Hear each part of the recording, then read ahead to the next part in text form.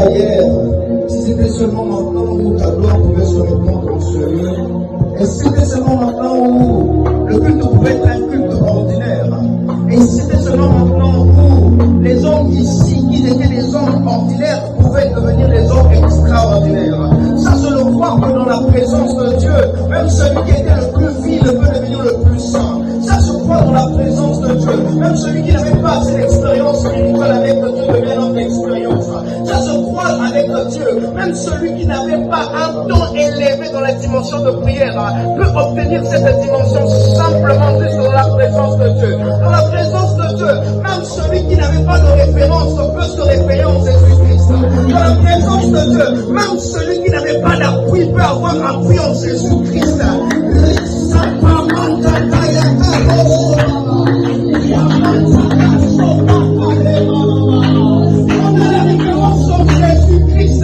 Notre référence de Jésus-Christ. Est-ce que tu peux élever ta voix? Tu peux commencer à prier très fort. Est-ce que tu peux commencer à prier très fort? Est-ce que tu peux commencer à... Non. Est-ce que tu peux commencer à prier très fort? Notre référence de Jésus. Et que les démons de rien, que les sorciers ne peuvent rien, que le diable ne peut rien, que les sources des ténèbres ne peuvent rien. Si Jésus est pour moi, si Jésus est pour moi, si Jésus est pour moi, si Jésus est pour moi, si Jésus est pour moi.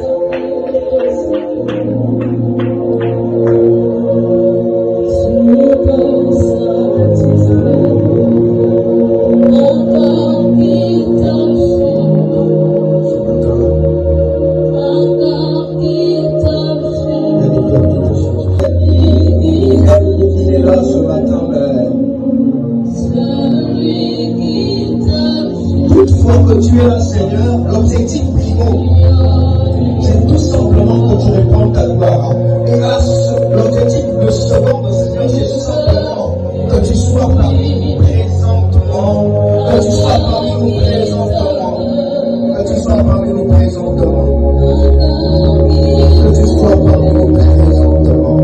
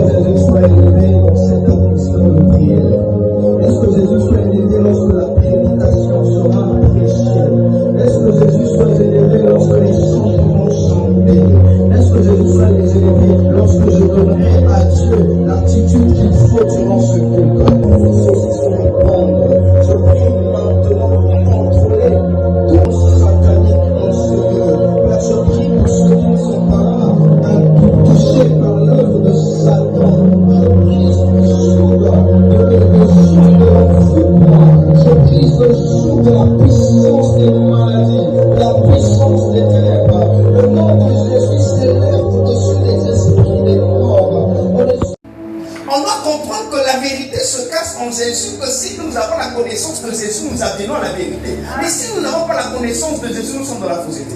Une chose qui est capitale, c'est que quoi?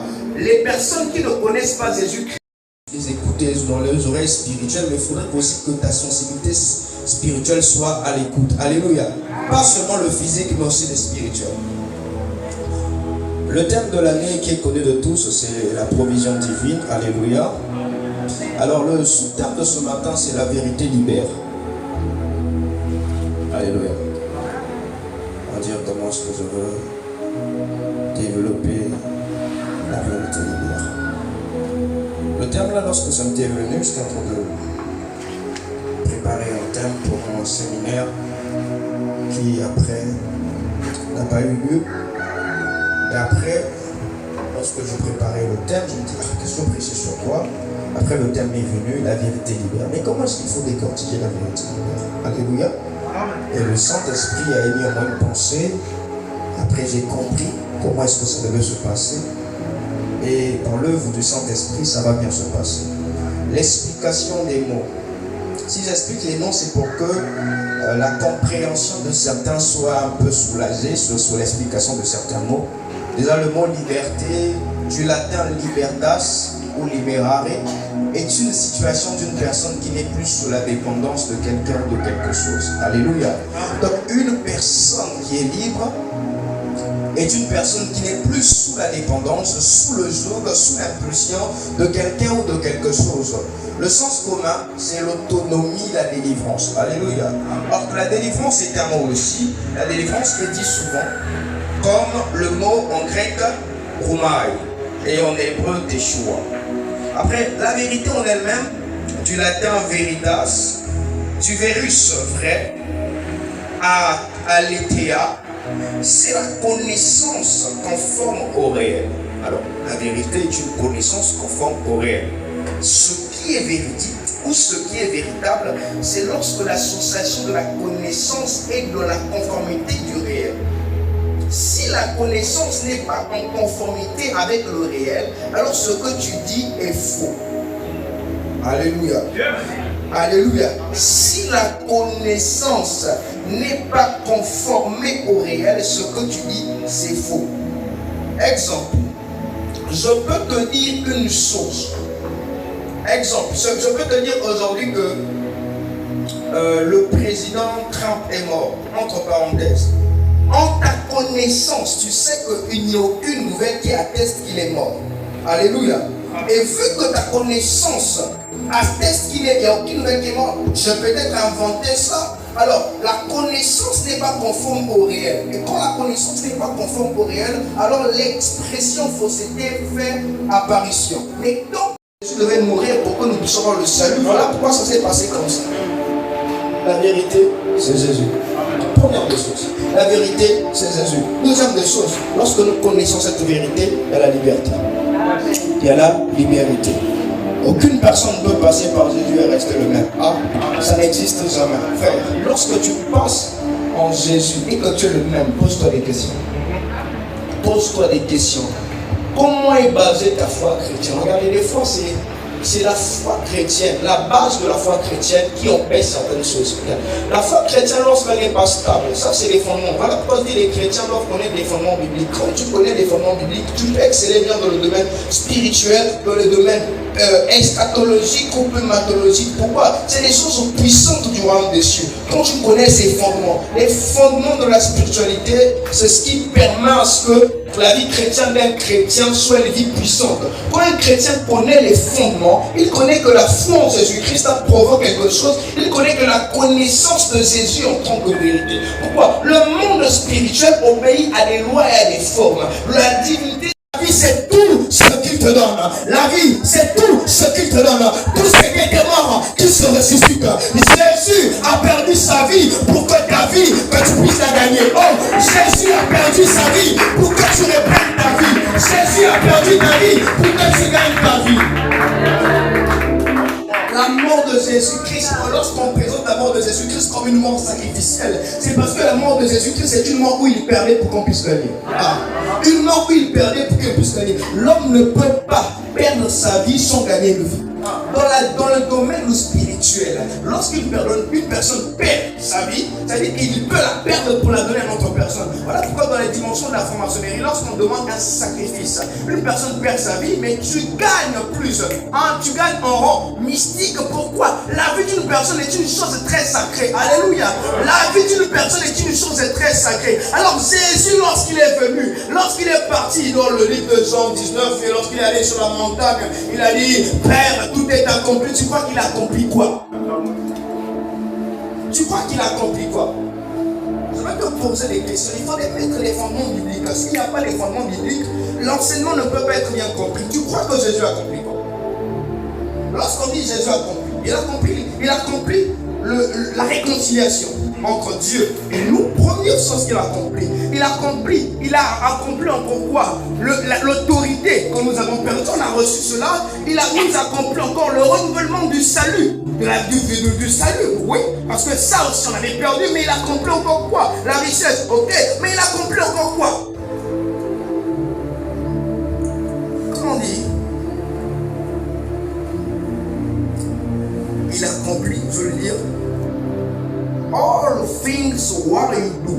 Toutes les choses que tu désires, ce sont les choses qu'il a accomplies sur la croix. Jésus n'a pas accompli seulement les choses des gens de cette époque. Alléluia. Mais il a accompli les choses des gens de cette époque aussi. Alléluia. Voilà pourquoi on dit celui qui s'identifie à Jésus-Christ. Celui qui s'identifie en Jésus-Christ. Paul pouvait dire une chose extraordinaire. Galates 2, le verset 26. C'est moi qui vis. Ce n'est plus moi qui vis, mais c'est Christ qui vit en moi. Pourquoi? L'identité de Jésus-Christ est en lui. Vu que Jésus est la vérité, le chemin est la vie, et que Jésus-Christ est aussi la lumière. Merci. Jésus est aussi la lumière. Il dit quoi? Il dit Jean 12, 46 ans. Le processus pour venir à la délivrance, c'est croire ou accepter Jésus-Christ. Mais tu acceptes Jésus-Christ en tant que vérité absolue et ultime. Alléluia. En tant que vérité absolue et ultime, tu attestes et tu crois, tu confirmes qu'il n'y a pas de plus grande vérité dans le monde que la vérité que te présente Jésus-Christ. Du moment que tu acceptes que la vérité de Jésus-Christ est la vérité absolue, tu rentres maintenant dans le processus divin qu'on appelle le processus de vérité. Vu que Jésus est la vérité, tu es la vérité, tu deviens vérité et le Christ a ta conscience.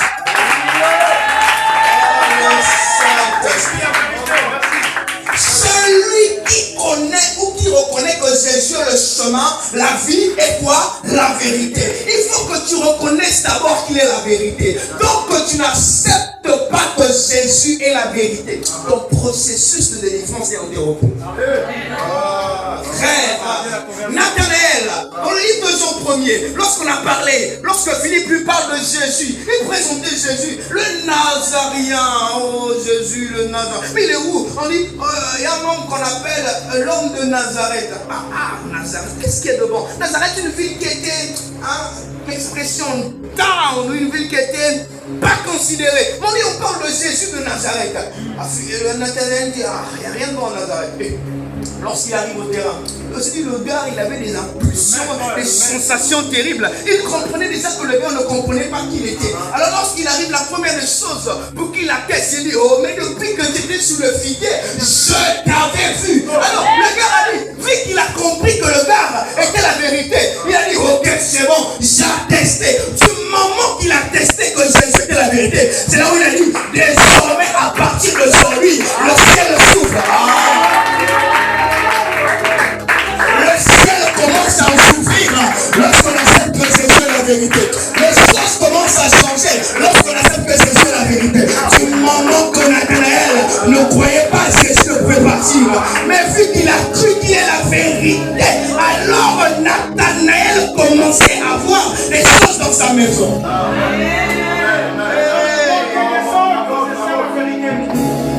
La vérité, c'est ce que Jésus présente. La vérité, c'est ce que Jésus présente. Lorsque Jésus partait quelque part et qu'on ne croyait pas en lui, le gars n'était pas là à faire des choses. Il était seulement là. Donc, regarde, une personne qui a la vérité est calme. Une personne qui a la vérité est calme. Une personne qui a la vérité est calme. Le gars était calme. maintenant qui venaient auprès de lui qui disaient, ah, tu dis quoi? C'est la vérité. C'est la vérité. C'est la vérité. Frère, ce que j'aimerais dire à une personne ce matin, c'est croire en Jésus de vérité. Alléluia. Croire en Jésus de vérité. Le Jésus de vérité, c'est celui qui, lorsqu'il dit une chose, cette chose n'est pas mensongère. Alléluia. Cette chose n'est pas mensongère. Ce qu'il dit n'est pas mensongère. Cette chose est puissante. Frère, les gars dans la Bible là, lorsqu'on parlait de Jésus, ils ne croyaient pas. Il y a beaucoup de gens de la Bible, lorsqu'on parlait de Jésus, ils ne croyaient pas. Il y a même son gars qui était avec lui, Thomas, on a dit que le maître a dit qu'il va se lever. On lui a dit, le maître a dit, il va comment? Le 3e jour. Mais le gars, il était, tu peux être avec Jésus-Christ, mais tu ne crois pas qu'il est vrai, qu'il est lui, que celui la vérité. Regarde, voilà pourquoi on dit, vous connaîtrez, alléluia, vous connaîtrez la vérité. C'est-à-dire que tu peux être avec lui. Tu sais que Jésus c'est le sauveur du monde, mais tu n'as pas dans ta tête qu'il est la vérité.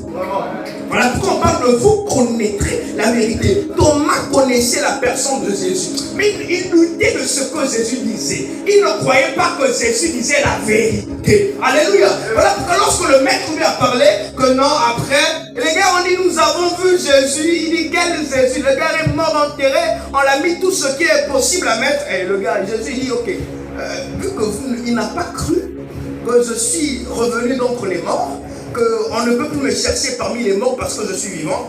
Qu'est-ce que Jésus fait? Le gars n'est pas encore dans la porte. Ah, Jésus. Tu dis, je fais une émotion. Frère, j'aimerais te dire à une personne ce soir, ce matin, lorsqu'on parle de Jésus, le message de Jésus, c'est-à-dire on doit être comme des fous. Frère, quand on parle dans l'église, tabernacle, quand on parle de Branham, c'est comme des malades. Mais nous, quand on parle de Jésus, on est comme des fous. Pourquoi? Parce que ce que Jésus a fait dans nos vies, c'est extraordinaire. Alléluia. Ce que Jésus a fait dans nos vies, c'est extraordinaire. Jésus a fait plus et plus et plus. Jésus passe par le mur. Il passe par le mur. Thomas était pété. Frère, lorsque tu comprends maintenant que le gars, c'est lui la vérité, la première des choses qui arrive, c'est les vêtements. Tu commences à t'ébêter, tu dis quoi? C'est réellement lui? Il dit, mon Seigneur et mon Dieu. Il vient là, il touche maintenant. Il dit, oh, je lui dis, calme-toi. La première des choses, il fallait que tu comprennes que le gars qui était avec lui était un gars supernaturel. Alléluia. Frère, si Pierre avait compris que Jésus, lorsqu'il marchait sous les eaux, là, c'était la vérité, il allait venir plus. Regarde, Jésus lui dit bien, ok, Pierre dit, si c'est réellement toi, mon Seigneur, fais ce que je viens. Le gars a commencé à marcher. Mais il doit comprendre que le gars a une dimension extraordinaire, frère. On dit, vous connaîtrez la vérité. C'est lorsque vous connaîtrez que Jésus est la vérité. Et la vérité qui est Jésus vous affranchira. Mais du moment que vous ne connaissez pas que Jésus est la vérité, comment est-ce qu'il peut vous affranchir? On doit comprendre que la vérité se cache en Jésus, que si nous avons la connaissance de Jésus, nous atteignons la vérité. Mais si nous n'avons pas la connaissance de Jésus, nous sommes dans la fausseté. Une chose qui est capitale, c'est que quoi? Les personnes qui ne connaissent pas Jésus manifestent la vérité ou la délivrance dans ta vie. Tu dois t'accrocher à quelque chose. Tu dois t'accrocher à quelque chose. Vous savez, pour voir la main de Dieu dans notre vie, il faut qu'on s'accroche à quelque chose. Alors, tu vas t'accrocher à quoi dans quelque chose? Anne s'est accrochée dans le fait que si elle recevait, elle donnait. Est-ce que vous comprenez? Elle s'est accrochée au fait que si Samuel venait, Samuel ne l'appartenait pas, mais Samuel l'appartenait. Je peux m'accrocher à quelque chose si je veux recevoir quelque chose de Dieu en me disant, Seigneur, si ça arrive, je fais ceci. La manifestation de la puissance de Dieu dépend de toi. Alléluia. Je peux maintenant venir et te toucher, je ne peux pas. Mais Dieu a besoin de ton effort. Alléluia. Voilà pourquoi il dit, il y a la foi, il y a les œuvres de la foi. Alléluia. Il y a la foi, il y a les œuvres de la foi. Je ne suis pas contre la foi. Je ne suis pas contre la foi. Mais je veux que tu manifestes aussi les œuvres de la foi.